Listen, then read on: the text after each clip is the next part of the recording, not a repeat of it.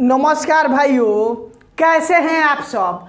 आज के क्लास में हम लोग जानेंगे कि आखिर दूरी क्या होता है और विस्थापन क्या होता है। देखिए, इस चैनल का पर आज मेरा तीसरा क्लास है साइंस का, जो एलपी टेक्नीशियन आरपीएफ और एसएससी जीडी के लिए साइंस का बैच चालू किए हैं। उसका मेरा तीसरा क्लास है। पहला क्लास में बता चुके हैं एसआई जितना मात्रक है, मात्रक निकालने को। दूसरा क्लास में बता चुके हैं राशि के बारे में, कौन सदिश है कौन अदिश है।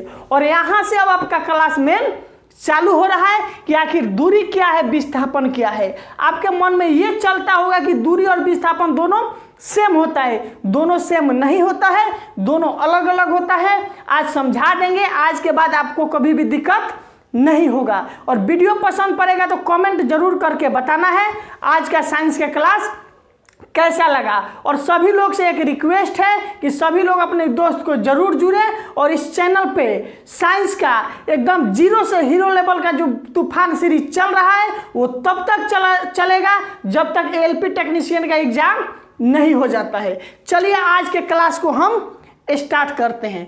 देखिए, लिखा है दूरी और दूसरा लिखा है विस्थापन। दूरी किसे कहते हैं? किसी खास समय में पथ की कुल लंबाई को दूरी कहते हैं।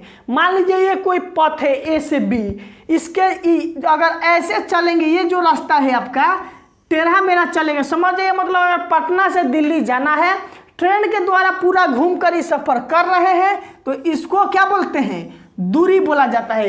यानी कि जो टेढ़ी मेढ़ी रास्ता के द्वारा किसी दूरी को तय किया जाता है, जगह पर जाया जाता है, उसे दूरी कहते हैं। यानी किसी खास समय में पथ की कुल लंबाई को दूरी कहते हैं। दूरी का एसआई मात्रक मीटर होता है। यानी कि इसका एसआई मात्रक हम जो दूरी तय करते हैं उसको क्या चीज़ में मापते हैं? मीटर में मापते हैं। यह एक अदिश राशि है। यह मुख्य रूप से याद रखिएगा कि दूरी कैसी राशि है? दूरी एक अदिश राशि है। मतलब इसमें केवल परिणाम है, इसके साथ दिशा नहीं होता है, ये किधर भी जा सकता है।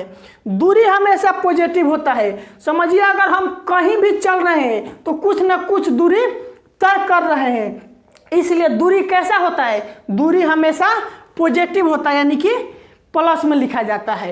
अब आइए विस्थापन के बारे में। न्यूनतम दूरी को विस्थापन तो कहते हैं। समझ लीजिए, अगर पटना से दिल्ली जाना है, अगर प्लेन के रास्ते से डायरेक्ट पटना से दिल्ली पहुंच गए, उसे विस्थापन कहते हैं। ये भी पथ था, एक रास्ता था, ये भी है।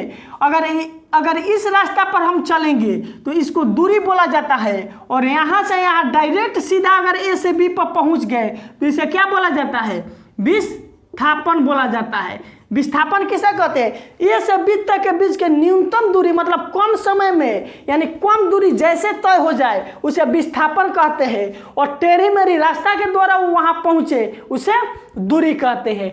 विस्थापन का भी एसआई मात्रक मीटर होता है, लेकिन विस्थापन एक सदिश राशि है।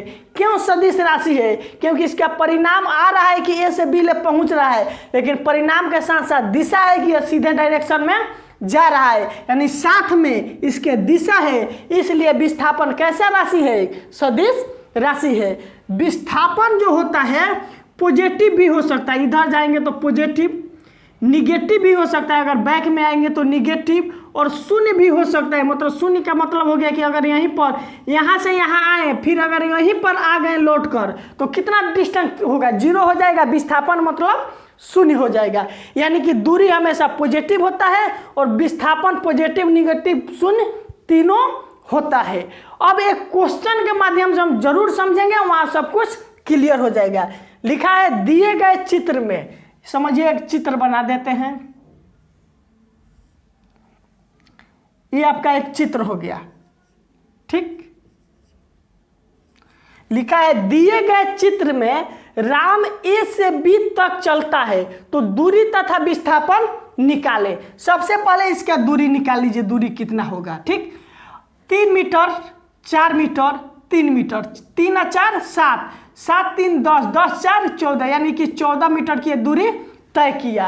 अब अगला हम निकालेंगे कि आखिर विस्थापन कितना हुआ। विस्थापन निकालने के लिए क्या होता है? विस्थापन, न्यूनतम दूरी को विस्थापन बोला जाता है। यानी कि ऐसे तिरछा अगर हम डायरेक्ट चले आए, इसे क्या बोला जाता है? विस्थापन बोला जाता है। अगर ये 3 4 है तो ये 5 हो जाएगा। किससे? पाइथागोरस से, 3 4 है तो ये आपका 5 हो जाएगा। तो 5 5 कितना हो जाएगा विस्थापन? विस्थापन आपका 10 मीटर हो जाएगा। ठीक, विस्थापन कितना हो गया? 10 मीटर हो गया। अगर आज का वीडियो आपको पसंद पड़ा है तो कमेंट करके जरूर बताना है। आज के वीडियो के लिए आप सभी को दिल से धन्यवाद।